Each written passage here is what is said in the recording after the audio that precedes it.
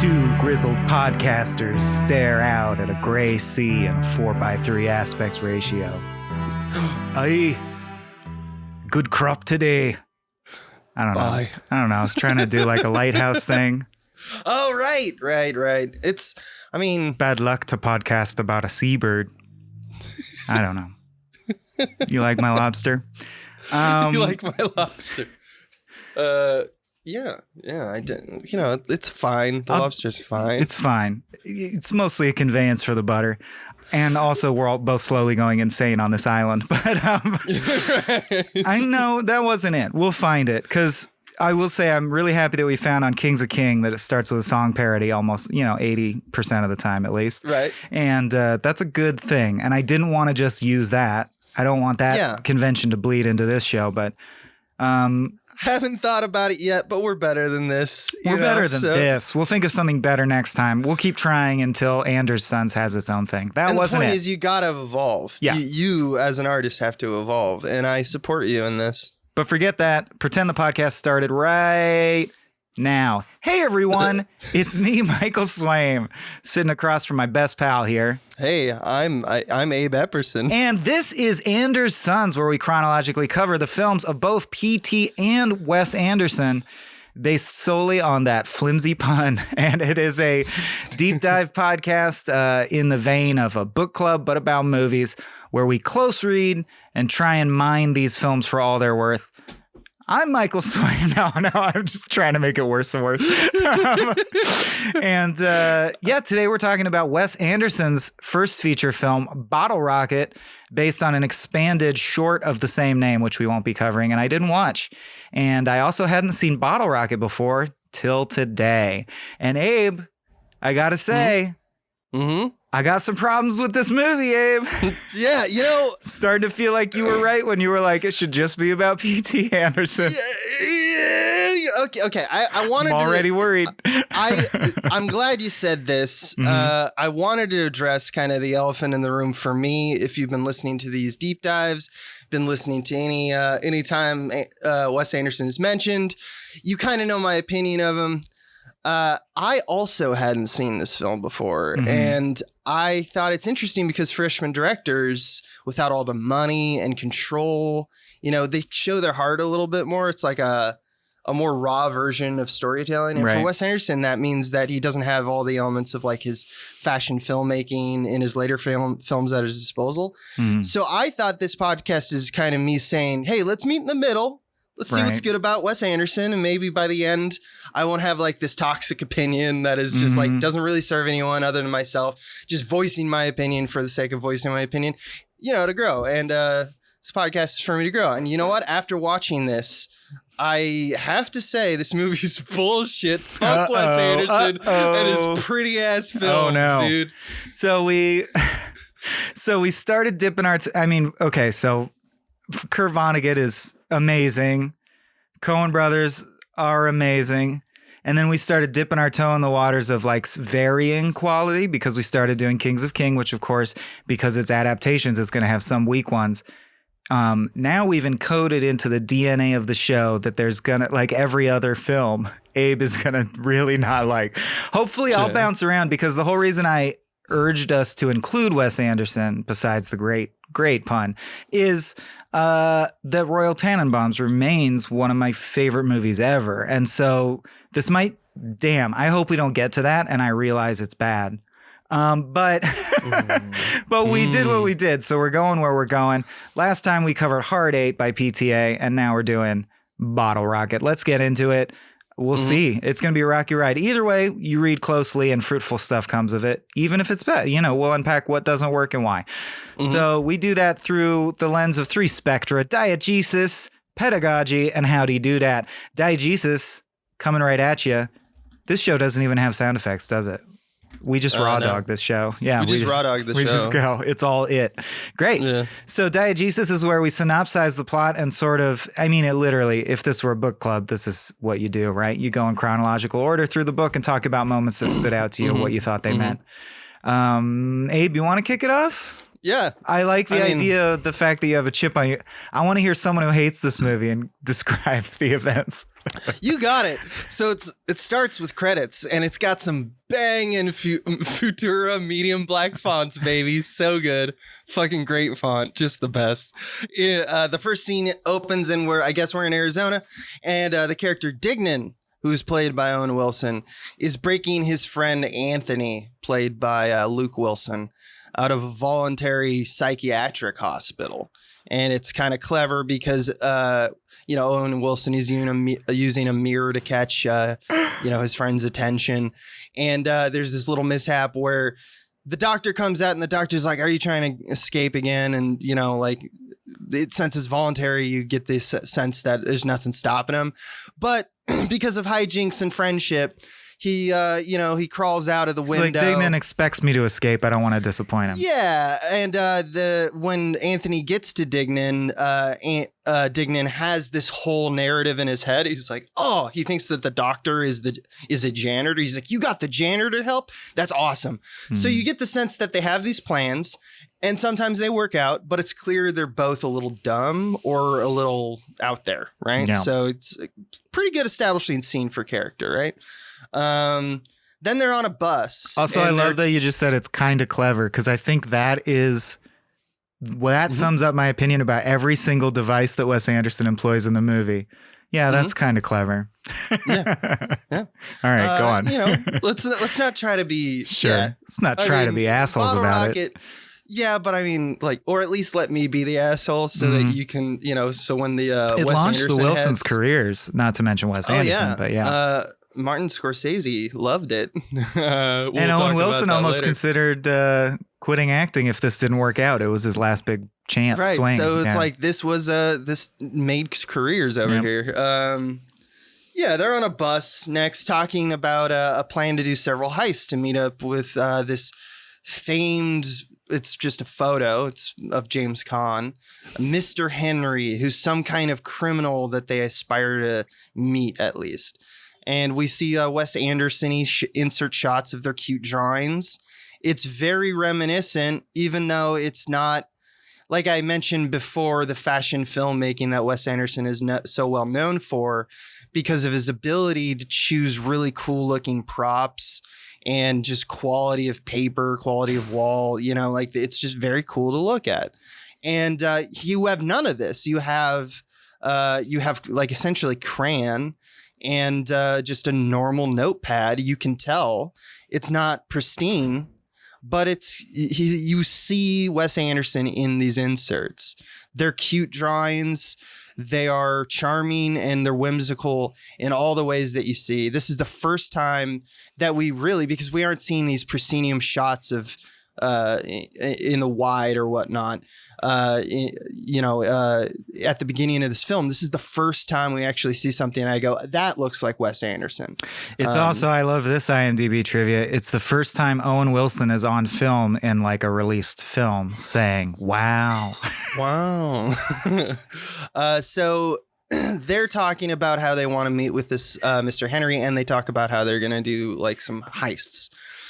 So we cut right to the first heist. And they're at a house and they're stealing what looks to be jewelry. But they're kind of cute again. They adjust toy soldiers, etc. They don't really damage anything. And then we kind of hear in the next scene that it was Anthony's family's home. He says, well, hey, next time, why don't we rob your house then? Because they start arguing. Yeah. And they argue because Dignan took earrings. And Anthony was like, you can't, that's my mom's earrings. She loves those earrings. I bought them for my mother. Yeah. And a whimsical detail. You signed a thing that said list of things Dignan will not steal. And earrings was on the list. You signed it, man. Yeah, you signed it. Yeah. And that's their first robbery. Cute. It's very cute. It's their first cute robbery. Their next stop is Anthony goes to an elementary school to meet his little sister, Grace. We find out that she tells her friends that he is an airplane pilot because she doesn't want to admit to anyone that he's in a psychiatric hospital and he's, quote, gone nuts. She doesn't like Dignan because he's a liar, which we've seen to be kind of true. Some standout lines I thought from this interchange with Grace, because they basically play the bit where it reminded me a bit of Bad Santa.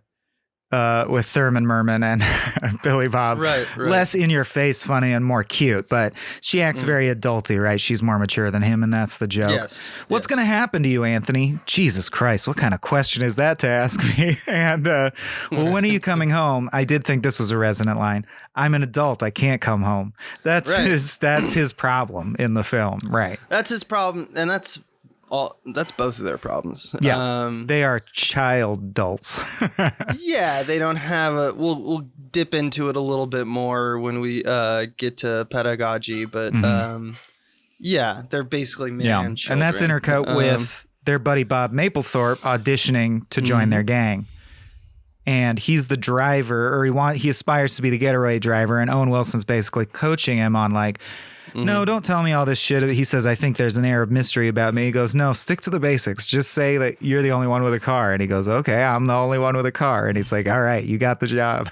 Yeah, I actually like that one. He said, this hits me right here, pointing to his heart. See, that hits me right here in the heart. Yeah. Yeah. So, we get the sense that Dignan is kind of like, he has a perfect version of a gang and he wants everyone to conform to it, but no one will conform to it. Hijinks ensue. That's the name of the game in terms of comedy in the 90s. It's definitely forward thinking in terms of comedies in the 90s. You got to put it in its time and place. So I'll give it that. That's a good joke in the 90s. I often likened it to, and what's funny is I'm pretty sure it's 100% scripted. It has the feel of something very scripted, but at the same time, they have this Clerks style banter throughout that if Wes Anderson's nothing else, he is good at writing naturalistic dialogue that sounds like people talking the way people talk in a very organic way that's very like Clerksy and bantery. And although it never reaches the peaks of like, wow, that banter is so funny. That's the thing is I never really laugh, but it maintains a constant level of this dialogue's good.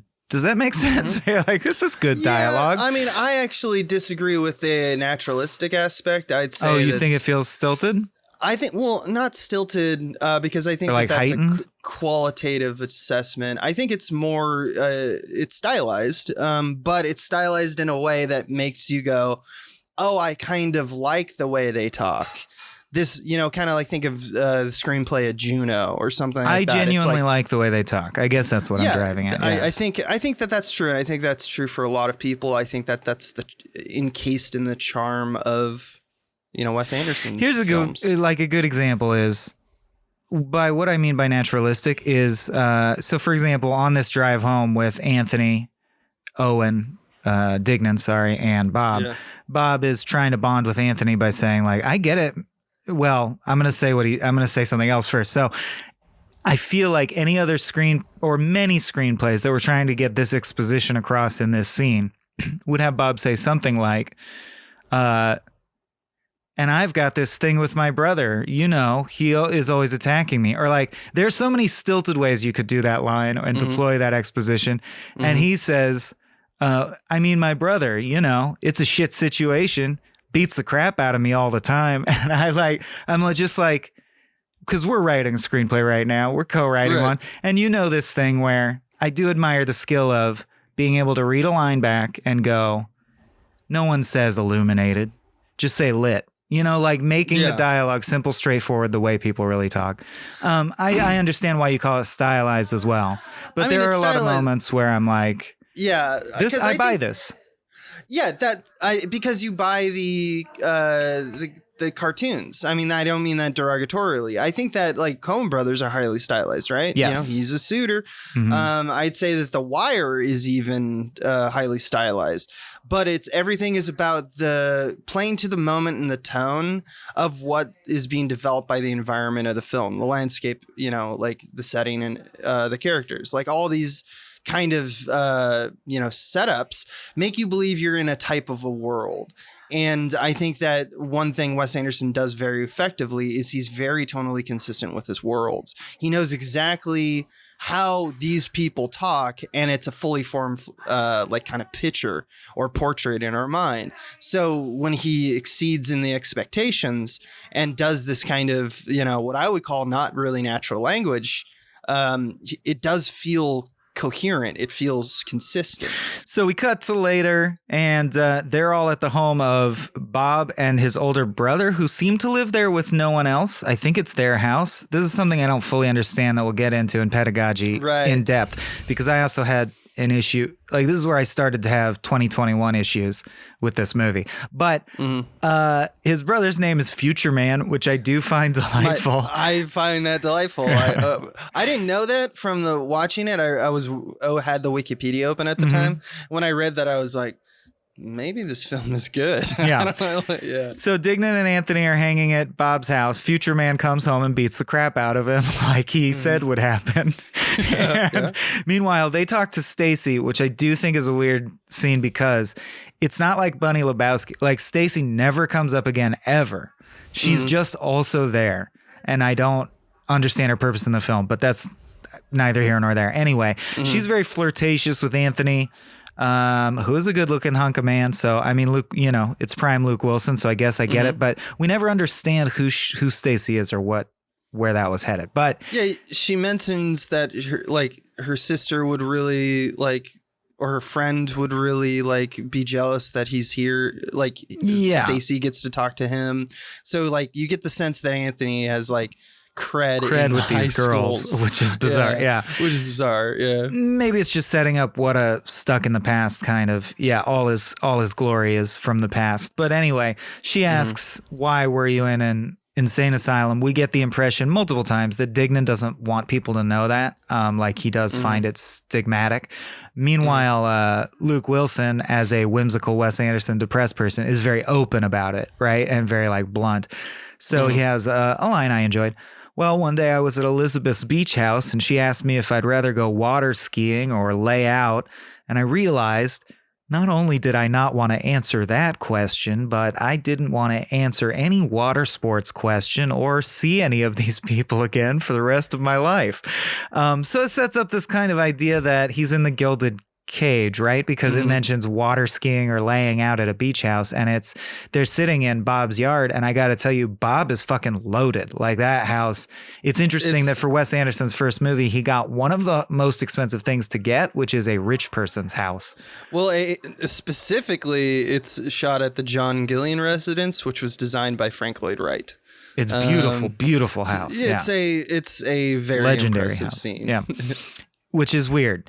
And it sets up the whole idea, which I think it's supposed to, where you're like, why are these guys criminals? Bob is rich. Why are they even doing this?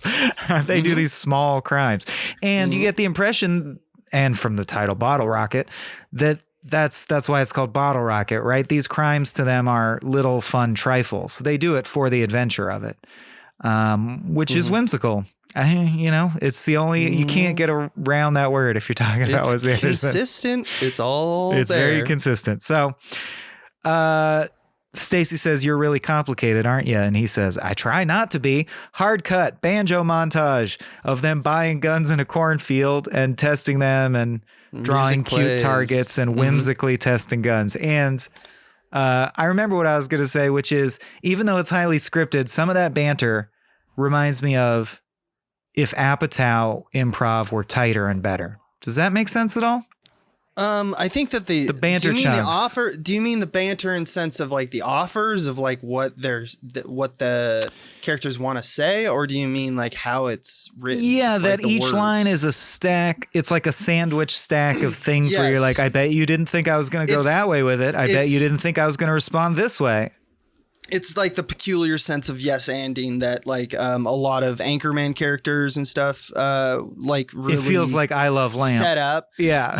It's just I'm going to ignore what you just said, which is a huge offer, and give an additional larger offer, which really took over comedy and still kind of owns comedy. If you've seen Free Guy, that just came out. Yeah. It's all the same kind of it's Lego Movie, man. It's just throwing everything at it, and it's the end extension of the Apatow system, and yes, very much so. I would agree with you that the whimsy is in the.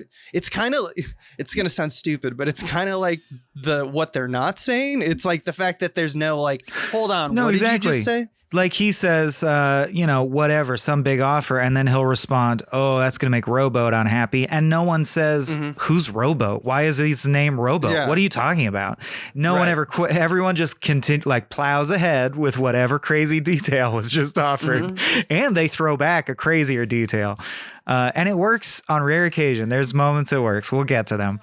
It's just a lot of it constantly. Well, you get the one that tired really of it. works for me is in the chaos of the final heist. They have this guy Kumar who's his only setup is that he's a master safecracker, and I love when Owen Wilson runs in and he's just sitting there and he's like, "Why are you just sitting here?" He's like, "I can't do it, man. I can't do it." Like he just can't crack the safe. He's not gonna try. He gives up. Yeah, I mean we're laughing a lot, so maybe it's good. Maybe it's good. Where are we at in the story? Well, after they shoot guns in they the field, that's right. They go back to Bob's house and argue more. We see this a lot in this movie. We go like scenes could be cut out entirely. Wes Anderson doesn't seem to give a shit about that. Like he wanted to go to a farm and show them shooting guns. That was important. That image to is Wes cute Anderson. to him. Yeah, and he needed it. He wanted to play music because it's almost like the story wasn't done setting up the heist, because it wasn't. We don't know what these people are doing, so we need to go to their home base, and that's what this next scene is, which is back at Bob's house. They go over the plan for the next heist, and they mostly disagree about who holds the gun. Like there's a gun there, and the gun could be, as a writer, you could put the gun in any way, but you chose to see them go buy one, and that's fine. But they're disagreeing about it with who, like who's paying for what, and like who's devoted. Who's going gonna to hold the gun during the job, etc. Yeah, this bothers Dignan because, like I said before, he has an image of how he thinks the gang is, so he just says that the gang is over. Well, it's a good line. He's out. You know what? You're out too. Come to think of it, I'm out. No gang. Right. And so he kind of takes steps away from the table. Luke Wilson walks over with him, and they spend a second in the other room. And then they walk back, kind of and Dignan's got his tail between his legs, kind of thing. He's been convinced that the gang is back, and he apologizes. He says, quote, "I feel like the group isn't gelling." But Which is then weird. It's a circular scene. Yeah. They all smile at each other and everyone makes up and it's fine. So we cut to the heist. Well, that's what gives me Clerks and early Tarantino vibes, because there's dialogue-driven scenes that don't need to exist but are only there because you're like, just revel in the dialogue. Just chill. Hugely Tarantino influenced. Yeah. I mean, the years just, 96. I mean, right. Come on. It's so like 96. It's like he saw Pulp Fiction. He's like, I could do this without violence. Yeah. But he had the sense that he needed to have like heists or something charming. It's interesting that he made violent. it about a crime still. Yeah. With guns. Yeah. I think he thought that was kind of a secret part of the formula. And then once he started developing as an artist, he realized you could get rid of that aspect of the formula. Mm-hmm. But he knew that, or it was just an acknowledgement of heist films or just crime films were in the 90s. And that's kind of always true, but especially in this era.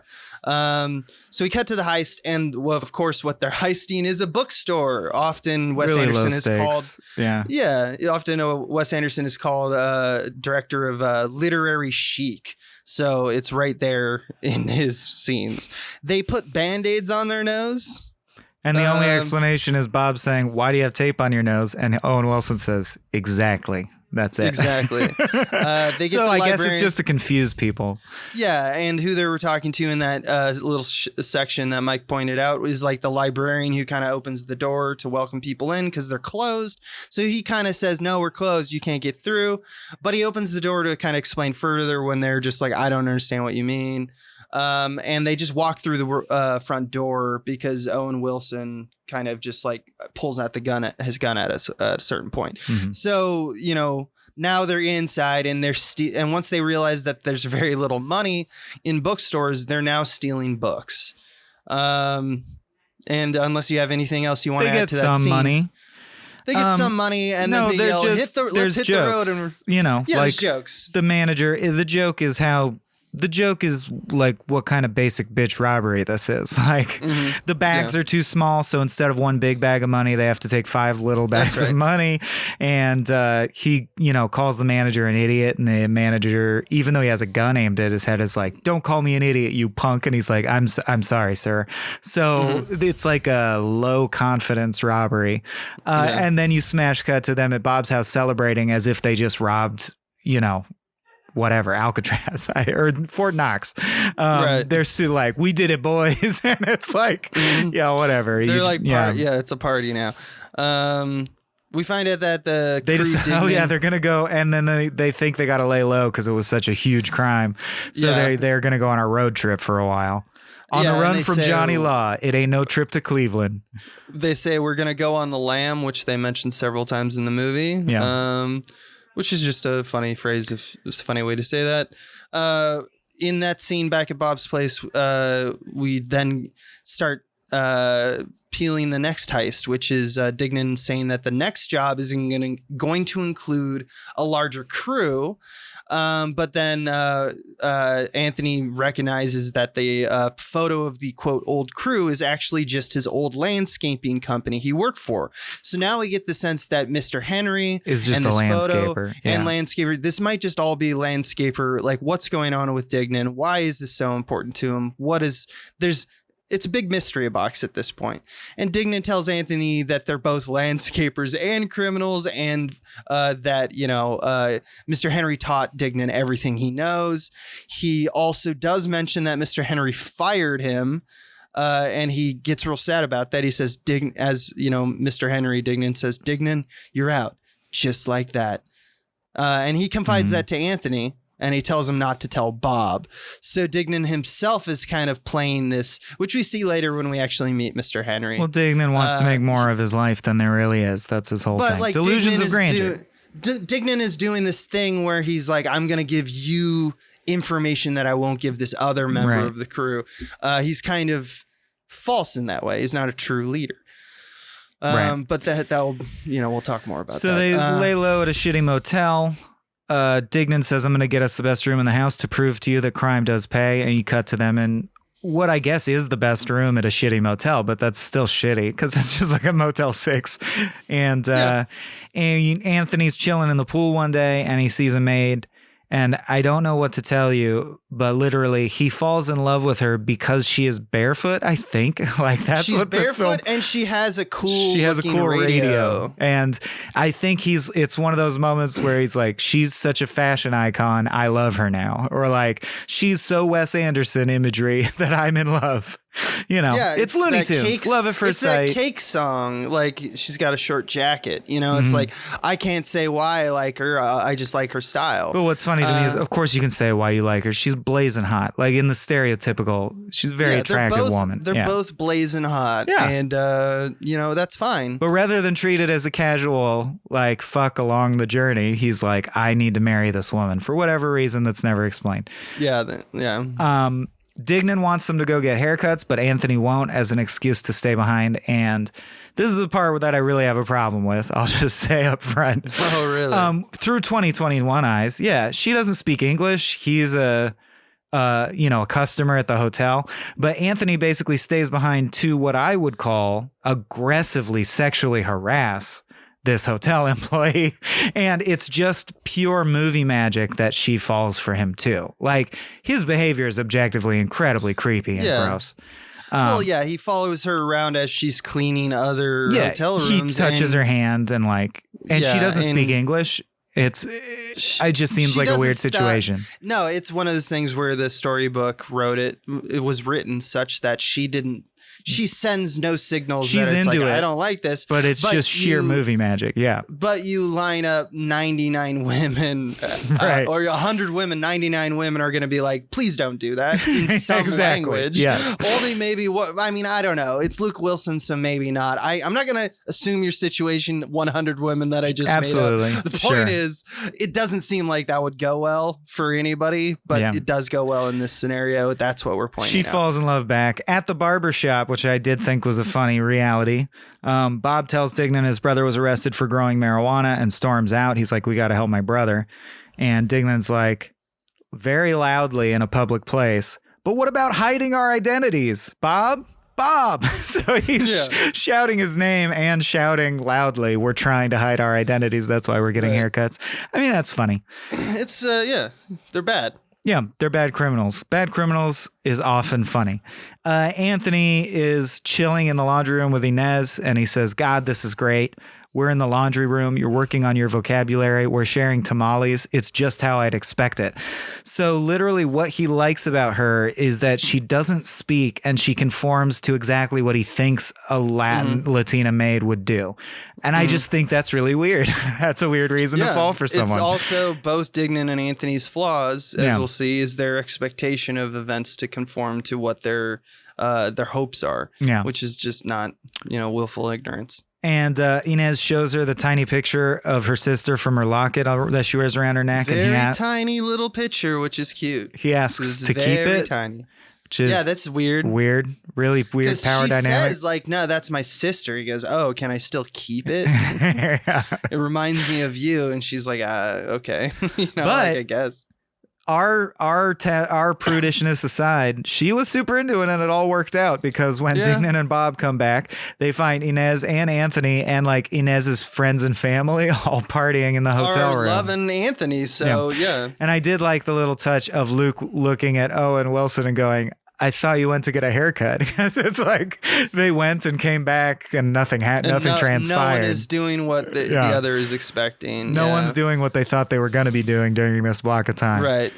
And Bob kind of mentions again his family, quote, situation, and they all have a little disagreement, mainly Dignan.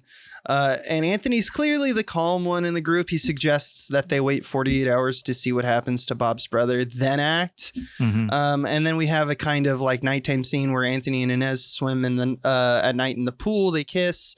Dignan interrupts and kind of lingers a bit in two scenes in a row, kind of being a third wheel. Anthony gives Inez a watch, which never really comes back. It's only a setup for a joke, which I did like, which is the next day he's stalking her by calling, and he's calling and like phone call goes. And he just doesn't. Hello, housekeeping. Is Inez in yet? Oh, I thought she got in at 9. Oh, I see. It's not 9. I don't have my watch on. She has it. Right. She has my watch. I think it's just a setup for that joke. It's just set up that, he'll give her anything. She says, bueno, I have to go. Pretty brusquely. Anyway, I'm done virtue signaling about how Inez is in a weird position, but it's for true. Close shot of Bob's hand sneaking the car keys away from a table full of confetti, and I liked that shot. It was very Napoleon Dynamite and very Wes Anderson. Dignan wakes up and realizes Bob left. He's super upset because he's like, we're all supposed to be a gang, and Anthony's like, chill out. He just went to get his brother. I'm sure it'll be fine. And let's just fuck it, dude. Let's go bowling. So cut to a diner and they're having breakfast at a diner. I did like one line in the scene, or 2 lines in the scene, which is Anthony, Bob stole his car, which I just like. Stole his car. Yeah. And then the other one is immediately like after that, he says, we'll get him. When we get him, we'll blow up his car or something. I can tell you that much. Yeah. Yeah. Anyway, continue. They have a diner scene. Dignan starts to realize that Anthony's head is elsewhere because Anthony is sketching a horse. Inez riding a horse in crayon on the placemat.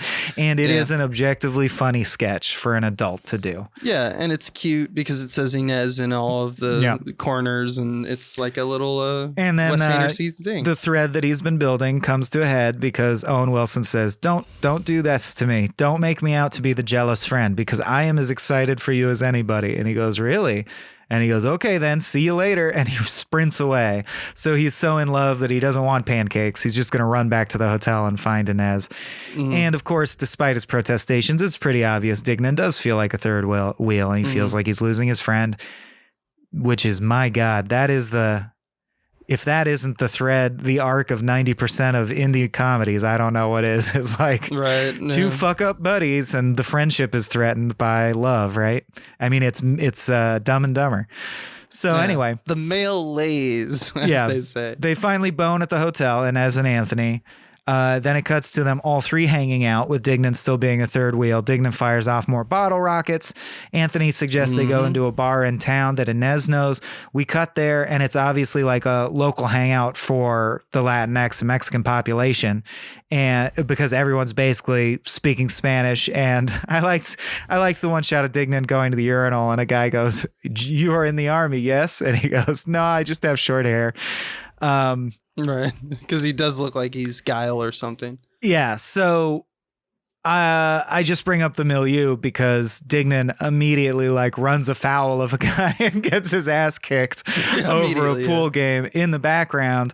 Well, Anthony gets pissy that people are not speaking English enough, which is so fucking entitled that I don't find it cute. It's supposed to be cute and whimsical and funny, but I find that like, what a douchebag moment. But he's like, it's weird why can't people just speak English? And I'm like, you're at a Mexican bar, dude.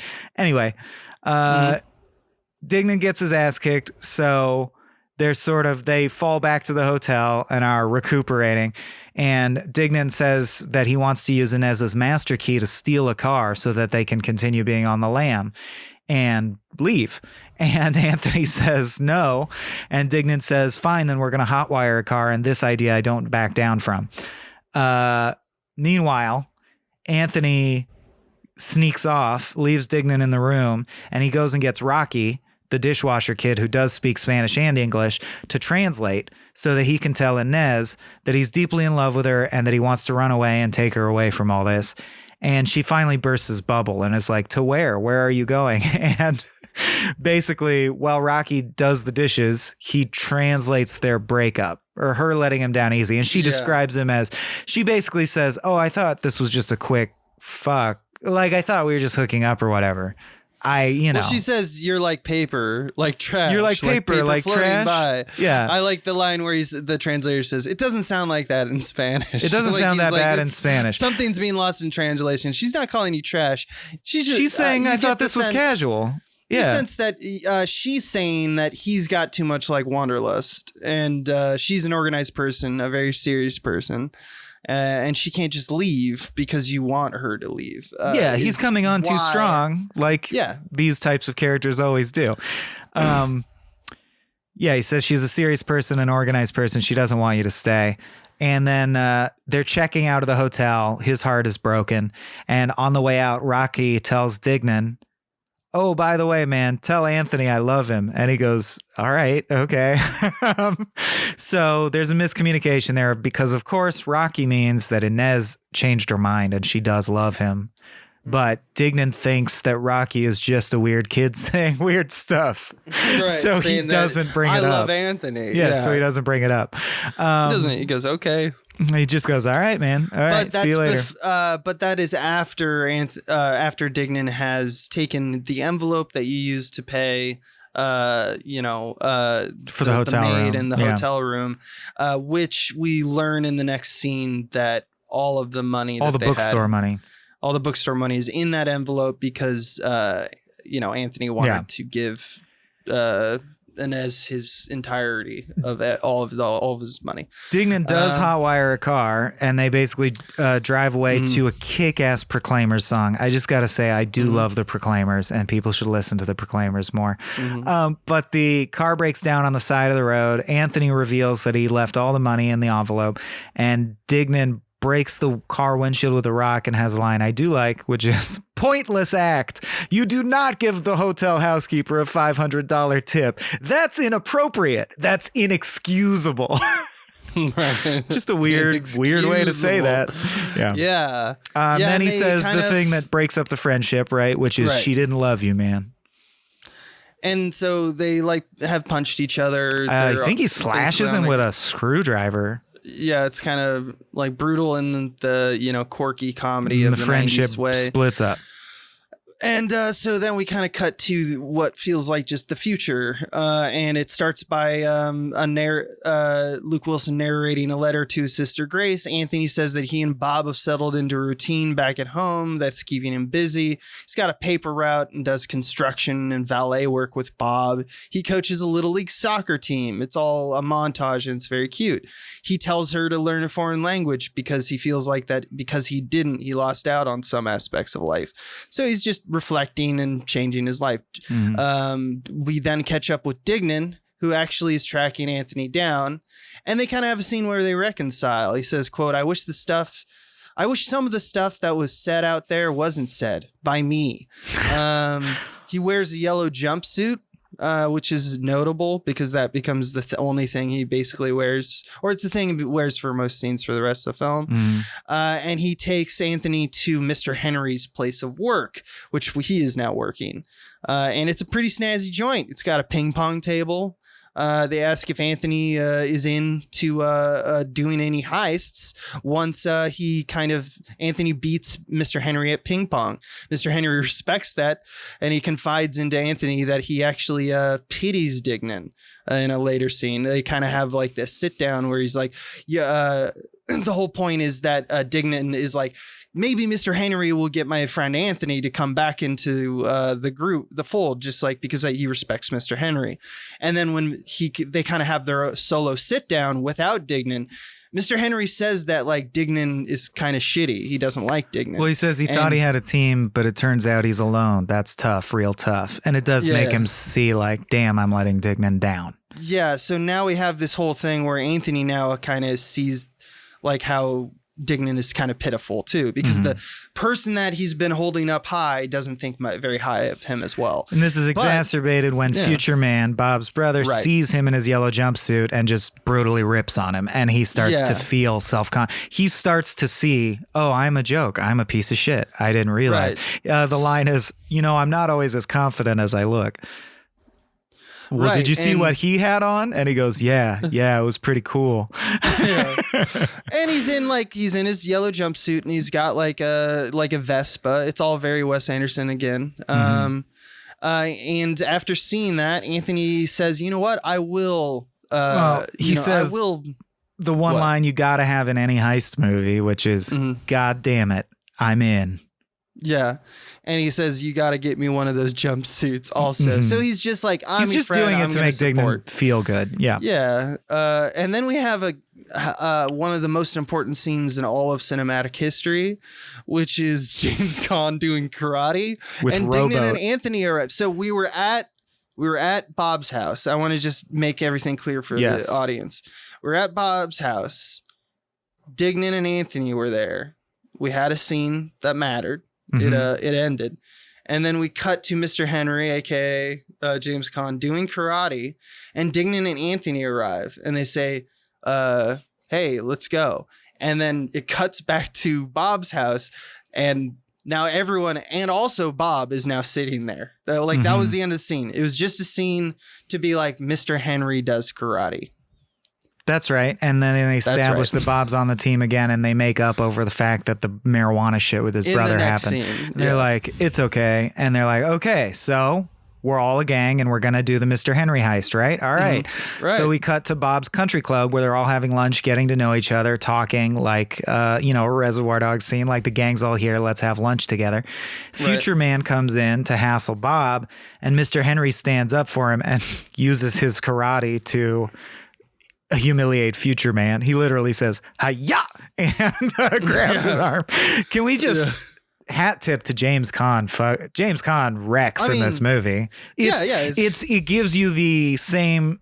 It's like a foreshadowing of the way Gene Hackman is going to be used in Tannenbaums. Where it's like, take an actor that you don't even need to direct, who's just a legend, and let them Anderson centerpiece. Is good at this. He does that Willem Dafoe and Steve Zissou. It's like, it's all the same stuff. It's just like, do a really weird performance. It's going to be a lot of fun. Let James Caan do some crazy weird shit he's never done before. Let him have fun. He's going to nail it. And he absolutely does. And he says, I hope this doesn't offend you, Bob, but your brother's a cocksucker. Everyone laughs. Everyone laughs at great. future man, and he's embarrassed. Yeah. So they all agree that Mr. Henry's pretty cool. Also, it cuts back to the house, and he's playing piano, and everyone's still laughing. Yeah. It feels like a Simpsons moment, I guess, is what I'm saying. James Caan is absolutely Hank Scorpio. It's the exact same functional the character, because everyone's like, wow, he's cool, he's so charming, let's all do whatever he says. So they're going to do the heist, and he says the place they're heisting is called Hinckley Cold Storage. It's just a place where they store meat, but like, you know, there's a safe in the office and there's money there. He introduces them to Kumar, who's this guy who he says is a master safe cracker. We already spoiled the big joke with him as he's just some guy. And I think possibly my favorite thing about James Caan is that he's a huge weeb. Like, he wears a samurai top knot and a kimono. Like, just seeing James Caan, who is a member of the fucking Rat Pack, like, be a weeb, cast as a weeb. Cast as a that's old so weeb. Hilarious. Old weeb named Mr. Henry. Meanwhile, Dignan by chance is like, yeah, that Rocky kid was weird. Well, they're on stakeout. They're staking out Hinckley's, learning about their routines. Yeah, and I do really like that Dignan is wearing a suit, because that's like what he thinks a cop would wear at a stakeout. Yeah, it's true. And and Anthony's just drawing a flip book of someone pole vaulting for no reason, but they're just shooting the shit. And he's like, that Rocky kid said, I love you, by the way. I thought that was weird. And he goes, what? And he pieces it together. He goes, Inez loves me. And he literally just runs away. It's super sweaty how he does. He's like, wait a second, the translator? Was it the translator? Yeah, it was the translator. So maybe he was actually translating for Inez, which means that Inez loves me. It's like, it's so sweaty. Dignan, meanwhile, chats with Henry, says, I want to do this job alone, meaning Mr. Henry was going to come on the job, but he's like, I want a chance to prove to you that I'm ready for bigger jobs and I can like be a part of your gang, a trusted member of your gang.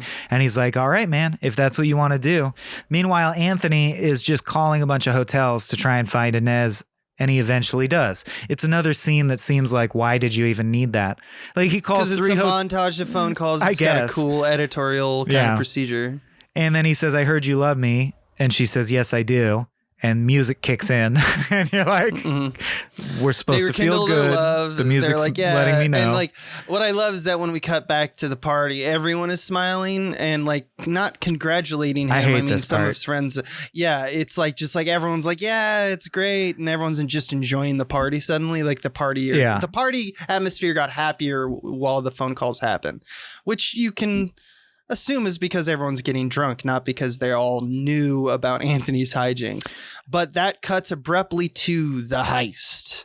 Yes. And now they're all wearing yellow jumpsuits. As far as climaxes go, I do think the chaos of the heist is the funniest the movie gets. So like, he placed his climax well. The heist is pretty damn funny. They heist the storage facility, as we said. The comedy of errors is impressive. The workers come in. First of all, the workers who were supposed to not be there because they like scouted it and they thought they knew the routines. So they have to take hostages at gunpoint and they yell, you're always at lunch right now. And he goes, not always. He goes, yes, always, which clearly they're not. Meanwhile, he runs in and Kumar's just sitting there and he goes, I couldn't do it, man. I really fucked up, man. I couldn't do it. And then Bob has an accidental gun discharge, which causes Applejack to have a heart attack. So Dignan says, this is all getting fucked. Throw a smoke bomb. So they throw a smoke bomb, which triggers the fire alarm and summons the police. Meanwhile, the elevator breaks down that they were trying to escape on. So the guy who's having a heart attack is stuck on the second floor in the elevator alone, dying of a heart attack. Kumar gets lost and gets locked in the walk-in freezer. And they go, why were you in the freezer? And he just keeps going, man, I blew it, man. I don't know, man. And it's like Nom, like he's just falling apart. Then they finally get Applejack into the big red van they brought, and they realize Applejack has the keys in his pocket. So he's locked in the van having a heart attack and he can't open the door. And they all just sprint in all directions. And that's how the heist ends, except Owen Wilson and Applejack didn't get away in time and the cops come and arrest them. They chase Owen Wilson for a while, but then they catch him and beat the shit out of him, frankly. Right. In between the scene, because there is a little do-si-do that happens, because there's a moment where when they get to the bright red VW, the escape van, and realize that it's locked, Applejack is not with them. He's stuck in the elevator. So Dignan and Anthony have a kind of conversation where Dignan says, like, you should just go. I'll take care of this. And Anthony knows that means that if something happens, which is very likely because the police are incoming, that he's going to take the fall. And that allows an intercut scene that while the heist is happening, Mr. Henry on the other side of the town, because this is all, I think, shot in Dallas, Texas, Mr. Henry is loading furniture from Bob's house into a truck. So the heist actually seems like Mr. Henry's full of shit. This heist was never important to Mr. Henry. He is just kind of like flying by the seat of his pants. He notices that Bob's house is nice, so he's going to rob him. I think it was more... I think it was pre-planned. More pre-planned? We don't know for sure, but I didn't know Bob at all, though. I think James Caan was like, this Dignan guy's a piece of shit. His friend Bob is loaded, and he made a fake heist to distract them. And the real heist was just robbing Bob's house. Yeah. Yeah. And he was just like, I don't know, cold storage someplace. Yeah. Because they're idiots. Yeah. So, but now we're all, Dignan is kind of arrested when he brings up Applejack, and Applejack dies, or looks like he's dying, and locked himself inside the van. I mean, he's dead, but he isn't dead because, like, he lives. We find out. Yeah. He's walking up, but he's then saying, my heart hurts. I think I'm having a heart attack. Shit like that. Yeah. But it's just like, I thought he was dead earlier than this. It's just kind of unclear. It's a little glossed over. It's a little glossed over. But yeah, point is, it seems like Applejack dies and Dignan is now in jail. So no, he doesn't die, because later in jail. So it cuts to Anthony and Bob visiting Dignan in jail, and the narration says that Applejack got his case dismissed because he was in the middle of a heart attack. He says, well, they take that medical stuff into account, man. Which is not true. Not really true. I don't think Applejack would get his case dismissed, but that's what they say. It's the reality of the film. Whatever, yeah. They also say that Bob's getting along better with Future Man because they have a shared problem now, which is that they're broke and all their furniture's gone. Right. Inez is going to come visit Anthony soon, like is saving up for a trip so they're having a long distance relationship. Dignan made them all commemorative heist belt buckles and has no hard feelings towards Mr. Henry, which is insane. But he says, yeah, give this belt buckle to Mr. Henry. Tell him no hard feelings. This commemorates the heist. You know, I'm still glad we did it. It was fun. And he says, I think the ultimate punchline of the film, which is he goes, he's in jail. And he says, we really did it, though, didn't we? And he goes, yep, we did it all right. Even though they've done nothing but fail. Like, there's never been a moment of success for them. But he is just going to delusionally insist, because the movie's wrapping up, that this was all worthwhile, which is, I think, funny in a postmodern way. Dignan acts like he wants to escape at the last second. Like, he says, okay, so when we reach this place, you have to kill this guard. And they're like, what? And he goes, I'm just fucking with you. So we get the impression Dignan's accepting his 2 years in jail, and he's just going to accept it with grace. And he's just grateful that he has friends. And the last line of the movie was really weird to me because it just doesn't seem to resonate with anything. But he says, hey, isn't it funny how you used to be in the nut house and now I'm in jail? And then he waves goodbye, and then the movie ends. Like, they all laugh. Which was a weird ending. But then Dignan gets sad when he looks away. Obviously it's actually sad. Yeah, and we see the first time, the first instance of Wes Anderson's, like, I would say probably most utilized trademark, which is the mid-shot speed change. It changes from normal speed to slow motion, which is usually how Wes Anderson shows, as we see later in like Royal Tenenbaums and stuff, shows, oh, someone is acting like they're happy, but secretly they're sad. Yes, that is a huge trademark thing for him. Yeah. And he started, and it all started here. And that's kind of how it ends the film. So you get the sense that Dignan, everyone's just kind of presenting happiness, but there's a real sadness in Dignan, which is kind of like I don't know strange. If he earned that. You just look at his face. I don't think he earned it, but you look at I'm just saying I don't think the film earned. I don't think of Dignan as a real person at all. Right. So, exactly. So it's like if suddenly at the end of a Futurama, and I don't mean a good sad Futurama, I mean like a normal funny one, if Bender looked out the window sadly, I would read it as a joke, not that I'm supposed to be sad, really. You know, I feel that way about Dignan. He's the wild card. He's Charlie Day of the group. Yeah. Yeah. It reminds me of that Mitchell and Webb look with the Sherlock Holmes sketch. You know, well, you mean the last sketch of all time? The last sketch, the final sketch. Exactly. Yeah. It's like that's how you earn it. That's many years of many sketches of a recurring Very joke. Funny. Yeah, but yeah, look that up if you don't know what I'm talking about. Look up all the Sherlock Holmes sketches from that Mitchell and Webb look if you haven't seen them. It's a whole series of sketches, and they get escalatingly more hilarious and ambitious. Yeah.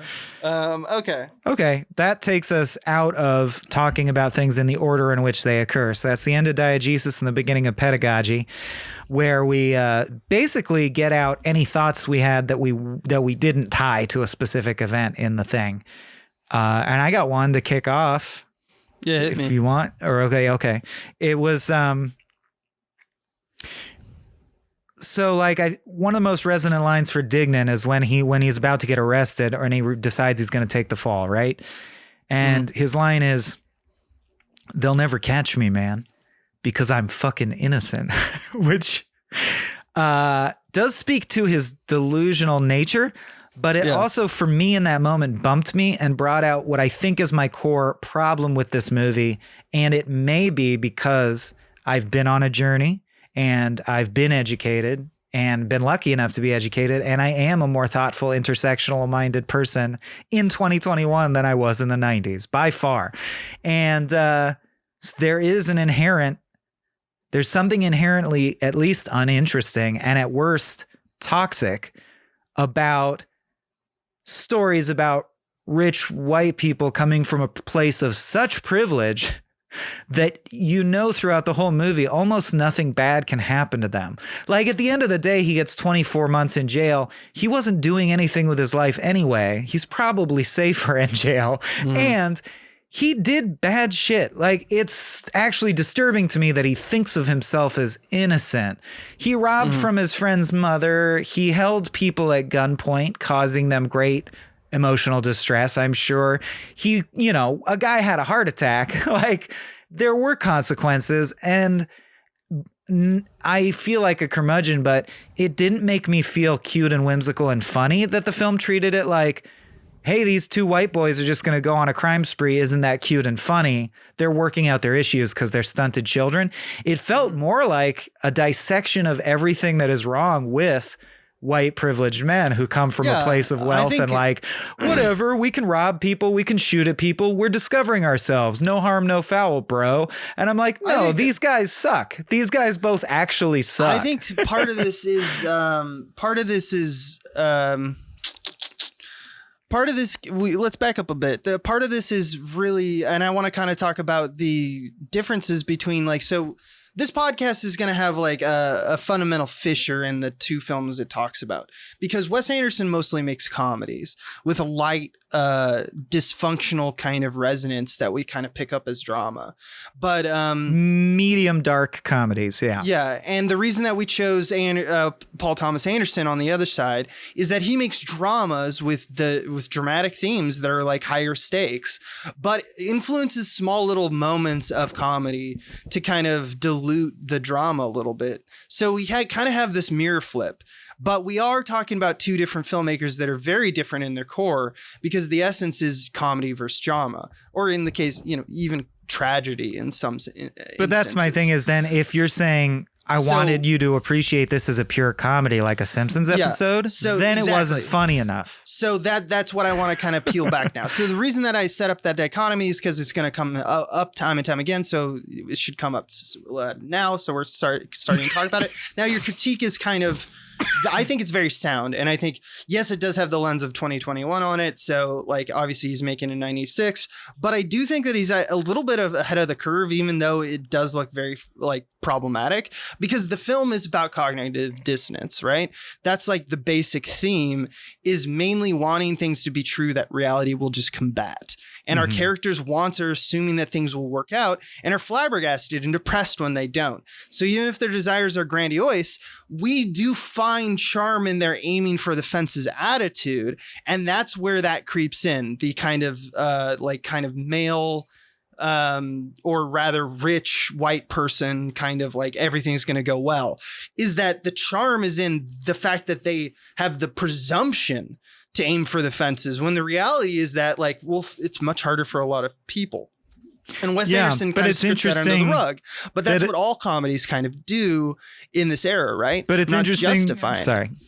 Yeah. I'm not justifying it. I'm just pointing out that, like, that I think is what Wes Anderson is going for, but he doesn't really nail it, because he's not really in the end, he doesn't really want to say that cognitive, like, this is a problem. He wants to say it's a like an engine for comedy to make fun of the That's fools. what I'm saying, is that we do make fun of them as fools, which could arguably state, well, it's not problematic because they're made out to be fools.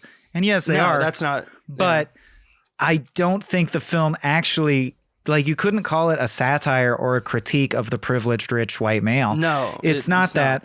It's a buddy comedy that follows the classic arc of their friendship is threatened and then they make up.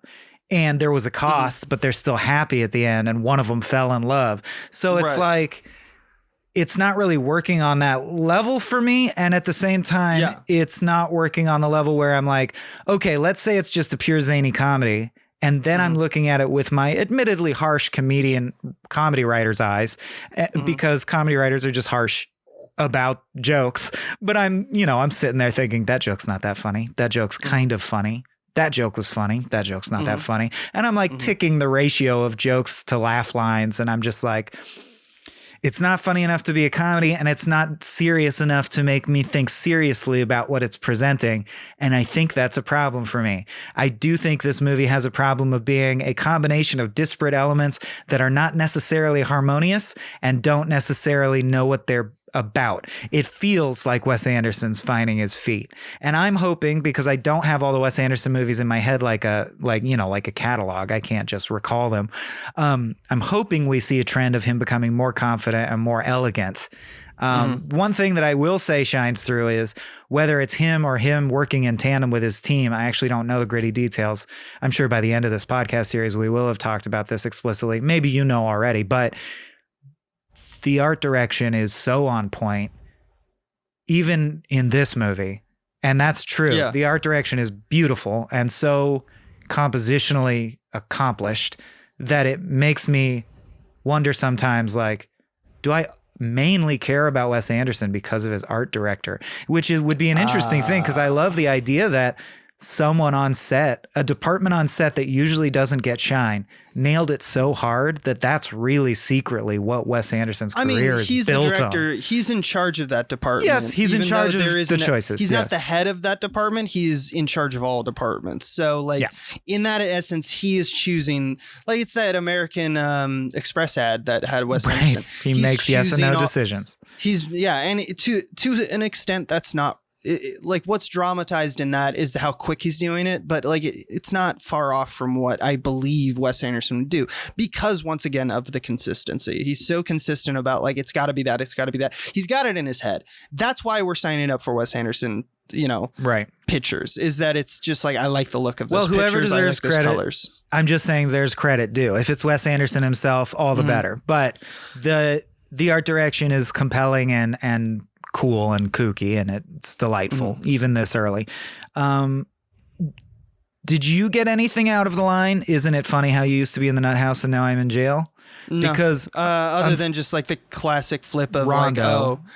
Like, it's a rondo, it's A B A, or it's A B A prime, Okay. See, I think the fact that the last line is only indicating, hey, this was kind of fun, speaks to the fact that that's all the film is, which I don't know.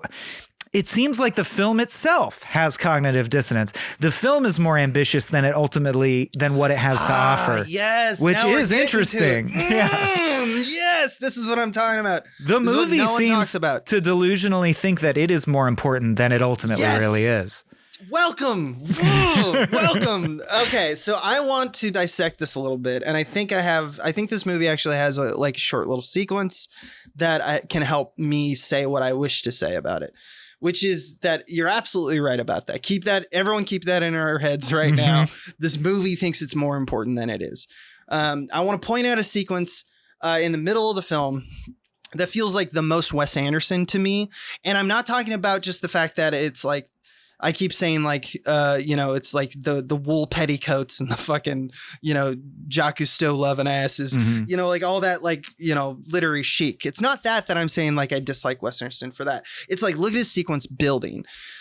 There's a sequence where we're at a diner. Dignan is angry at Anthony for not telling him about Bob taking his car. Once he says he's sorry about that, and he sees a doodle of Inez, Dignan says then he supports him. And he says like, hey man, I want to be supportive. Even though we know that that's not true. So there's a little bit of complexity there. Look at the beats.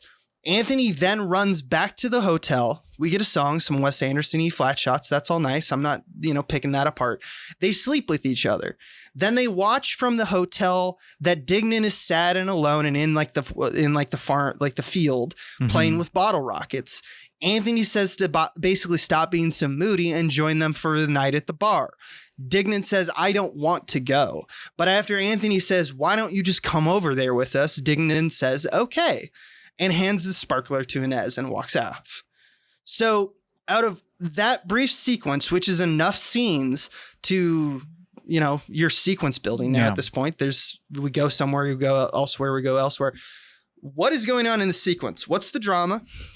How's the drama resolved? What do people say to each other to elicit change? How does it push the narrative forward in any way that people must do something that they don't want to do? Basically, where's the conflict? It basically just gets us to the next place. A lot of conflict in this film is the idea of someone for a minute saying, no, I don't want to do that. No, I don't want to do that. And then at the end of the scene and going, yeah, okay, I'll do it. Okay. And we don't understand that is not... That's not good enough for drama. That's not complex enough to be dramatically compelling. And maybe that's how Wes Anderson thinks of his films. Because all Wes Anderson movies have this similar problem. We have usually a great introduction to a character. We almost see immediately in a single image or like within 30 seconds. He's great at opening images. He really is. A character in all of his movies, how they see the world, how they interact with it, how they feel about what the world doesn't allow them to do. It's all great stuff, but there's rarely times in his screenplays, especially this one, where they really need to confront how their flaws cause problems for others. And this one definitely doesn't. No one learns anything in this movie. So the setup is all conflict that we need, but it's never developed. Like in this case, Anthony is lost and he finds love. Done. Dignan wants to do heists and he goes to jail. It's over. Things just kind of resolve. Right. And that's not story manufacturing visual aesthetic. That's visual aesthetic. Everything's so rondo. Everything's so circular too. Like even Bob's arc is all his furniture gets stolen and his end point is he's going shopping for new furniture. It's like, so none of this mattered? Like he's not even poor now? Which he can just afford new furniture. Yeah. And it's like, okay, so like, for example, if there's like a log line of this film, it would be like two ne'er-do-wells pull off heists and like fall in love or whatever. Right. Something like that. And it's the whole point of ne'er-do-wells is always a term that people use, especially in comedies, because the setup is that they don't do well. So by the end of the film, they're going to do one thing or one spectacular thing, or they'll have grown. But usually these characters, and in this case, they're kind of manic pixie dream boys that just do their thing. Yeah. And they kind of get slapped on the wrist a little bit, or they, find a new phase in their life. And it's kind of that dichotomy between the characters, and that's fine. And I think that Wes Anderson is probably fine with that. He's probably saying, yeah, that's all I wanted to do. I just wanted to make a little bit of like little story about friends who are going to do a heist, and then one falls in love and that threatens the friendship, but then they get over it, which is one of the most classic buddy stories there is. Yeah. And it also bothered me that I love that music is an emotion machine that's so effective, and I love that film as a medium encompasses music. I do think that's key to it. And even though there's been great films made without scores, like The Tourist comes to mind, I don't begrudge score, and I think score is very important. But but there's a level, there's a degree, there's a point of carpeting your film with score to where it feels gaslighting and manipulative. And I think Bottle Rocket tips over that line for me. The score felt like you couldn't get me to feel the emotions you want me to feel any other way. So you just made a good ass playlist because you couldn't think of any other tactic. Too often, I think the film just kicks in with music that you're like, oh, this is a sad scene, I guess. I can tell because of the music. And I'm flashing forward to things like Nico, you know, these days. Just, I don't know, man, this is making me question a lot of the fundamental things that I liked about Tenenbaums, and I'm worried about getting to Tenenbaums, but I'll worry about that, I guess, as it comes. Look, I think that, like, as far as my opinion, which does not matter, is that I think that they're well made, not that funny comedies. Like, when you strip everything away, you're right. It's about the montages, the music, the pretty inserts and props, like basically the fashion. And it's not that the movies are bereft of any meaning. I think later they do actually become more so. I suspect that, and I hope it's true. I have only watched up to Budapest, I believe. I haven't. Have you seen Moonrise? Some of the most. Oh, I did see Moonrise. I liked Moonrise too, from what I recall. Well, I just want. It feels like. No, I don't want to say that. I'll save that. I'll save that judgment for a more overview later in the podcast. In this film, there's a clear indication of good craft. There's fun montages. There's like smart editing in a time when, like, it's fairly early in the process, like in 96. Here's what I'll say: 3 years after Jurassic Park, it's stylized goodness. Yeah, you've compared him to Guy Ritchie frequently, and I never saw what you meant. And now I do. That's how I'll put it. There you go. I see what you're saying.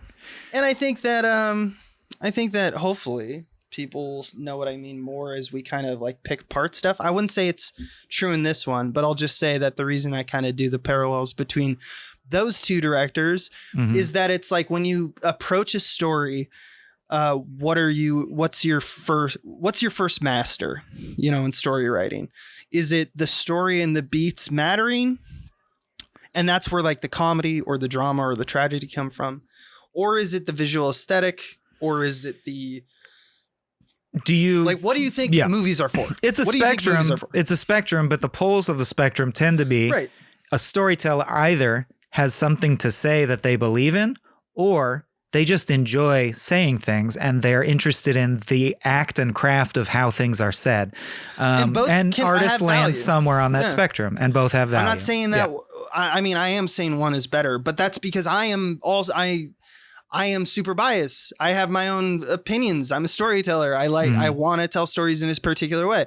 So you have to take it with a grain of salt. But I just this is kind of like more or less not really an appeal, because I think everyone should come up with their own opinion of it. But I'm saying that there is a clear difference between these two directors, meaning, you know, PTA and Wes Anderson.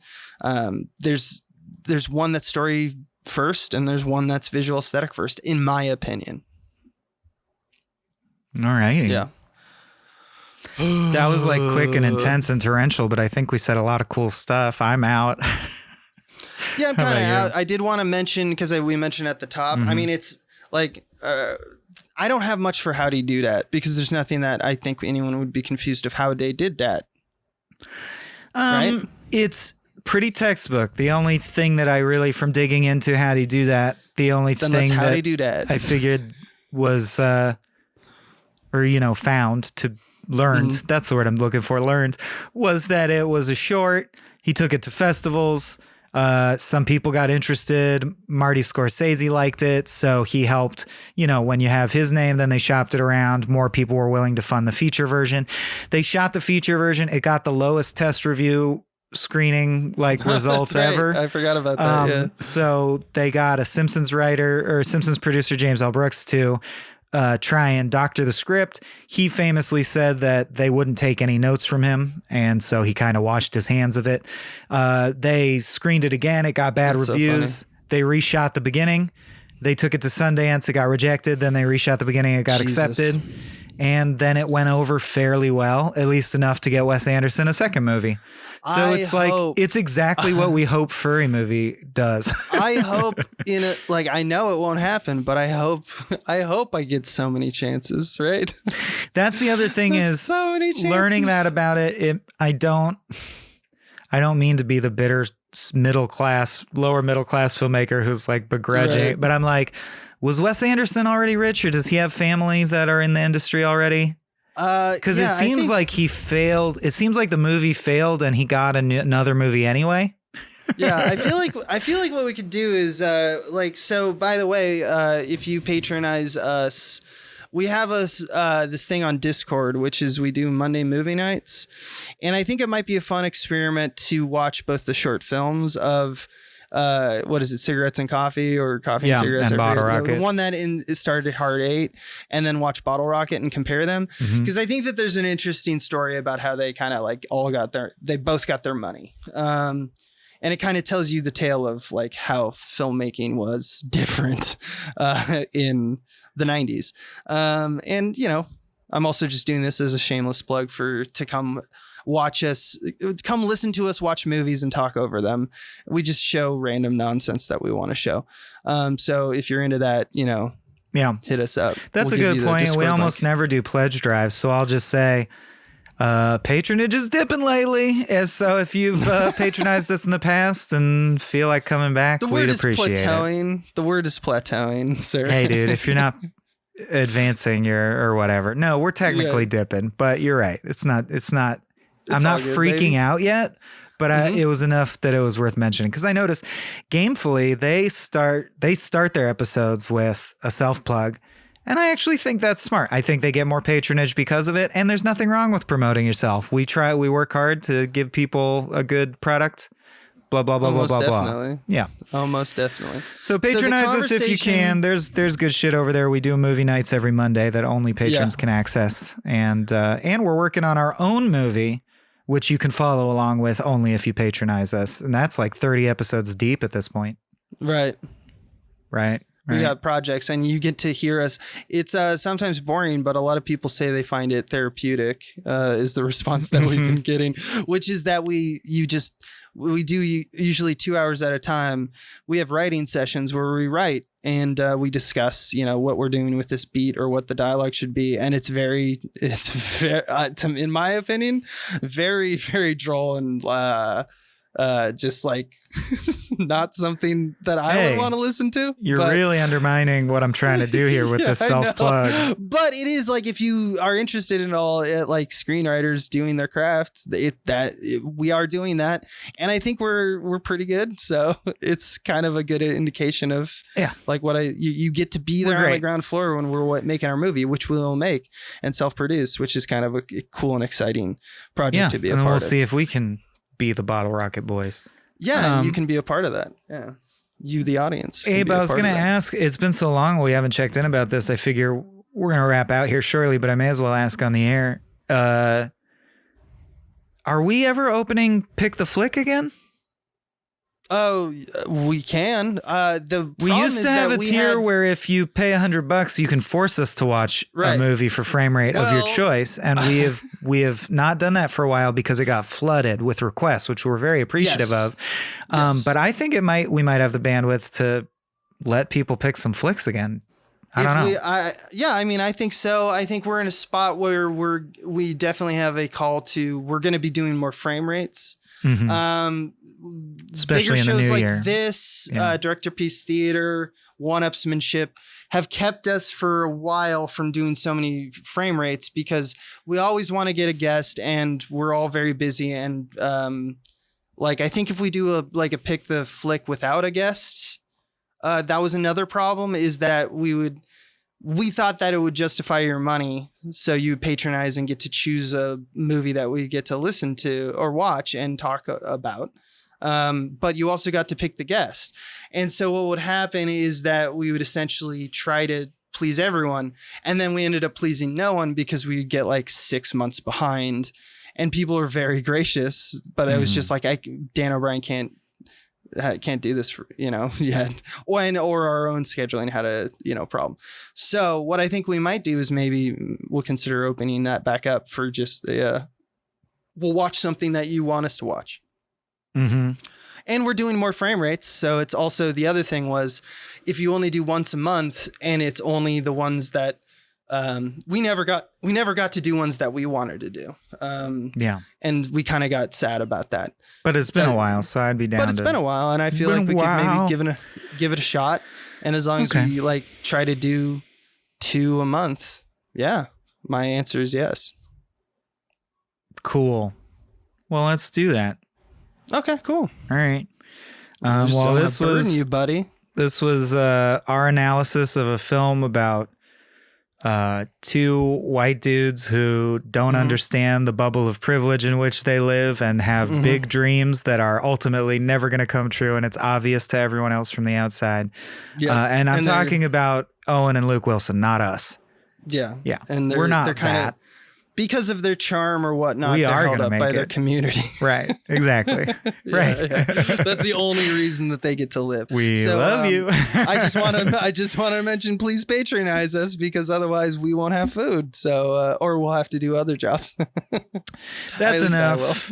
Next time we'll be back with we'll do PTA Boogie Nights. And is that up next? Indeed, sir. Hell yeah. Never seen that. I am so excited. I'm thrilled. Cool. I am so excited. I think it's the first legitimately good one. Like, here we are, where we've arrived. I mean, Heart 8's good, but it's not like mind blowing. Yeah. It's good. Like, you're going to see, I see where PTA developed. Like, he jumped up to a new level with this one. But let's leave that for that podcast. Yep. See you next time for Boogie Nights. This has been a Small Beans endeavor. We're a bunch of pals who make podcasts, sketches, music, web series, and movies. The Beans always have new ideas percolating, so make sure to check us out at patreon.com/smallbeans. That's patreon.com/smallbeans, where you can browse all of our current and past content, see what we've got planned in the future, and learn how your support can help the small beans grow into huge, giant monster beans. If you enjoyed this content module, please like, rate, subscribe, or tell a friend about us. We love you.